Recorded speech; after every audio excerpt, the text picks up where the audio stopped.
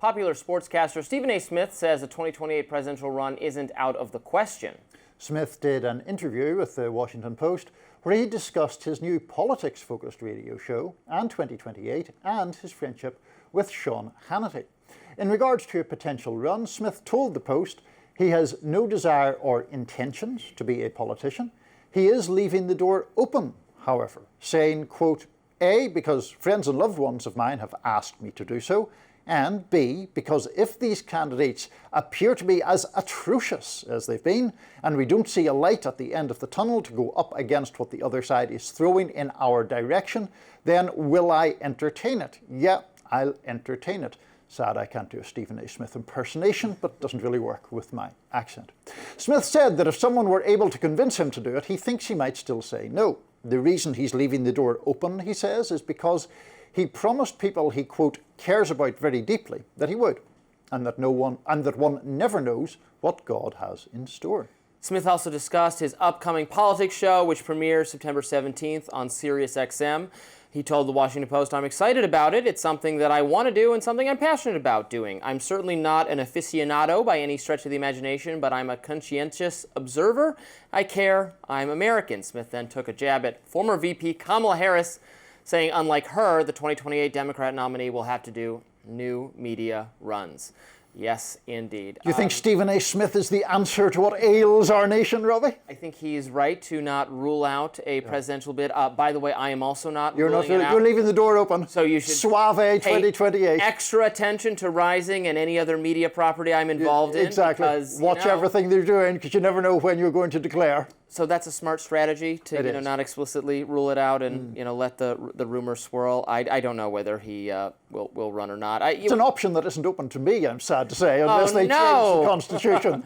I don't think that's going to happen. Yeah, I don't think so. Too. No. Change the Constitution to let foreign-born people become president. That's going to happen. So we think this is a publicity gambit by Stephen A., don't we? Yes, I do. Which is fine. He's welcome to have some publicity. I find him interesting, and he's well liked, and what he has going for him is, he comes from the realm of sports and entertainment, and I think we've all realized that those are the skills you hone to be good at the craft of commentary on entertainment and sports are very applicable to not necessarily running the government, but for running for office, as Donald Trump has shown, and we kind of thought that Trump might be the first in a wave of kind of celebrity entertainer candidates. Hasn't really happened. Has not happened yet at all.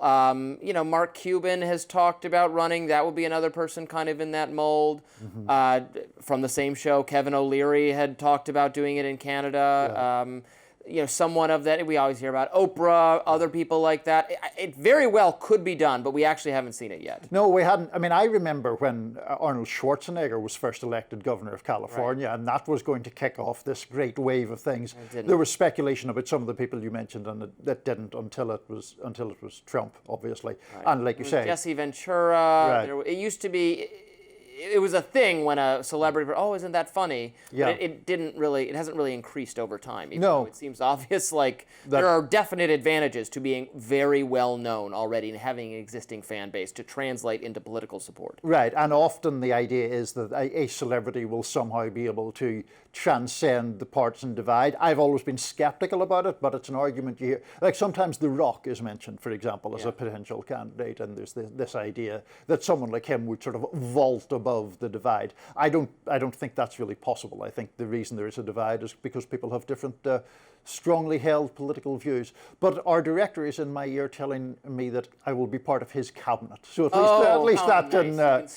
I can still be part of the great government of this great nation. I just think that already having existing name recognition is such an underrated advantage in our current political system for distinguishing yourself in a crowded field, because our fields are increasingly very crowded, because even obscure people have a lot of incentive to run for president, because what's the worst thing that can happen? You become a talking head or whatever, or you get look at what Pete Buttigieg did. Yeah. Very obscure, totally unknown person who catapulted himself to not just much wider fame, but an actual position in the administration. So there's no reason not to go for it, Right. which means the person who's already best known is going to have a huge advantage. Absolutely. Whereas if it's like 4 governors who all kind of we don't know and we listen and we find out, that's done. That doesn't happen anymore. It's going to be 20 governors plus maybe one well-known person. All competing to put their name forward Yes. even more.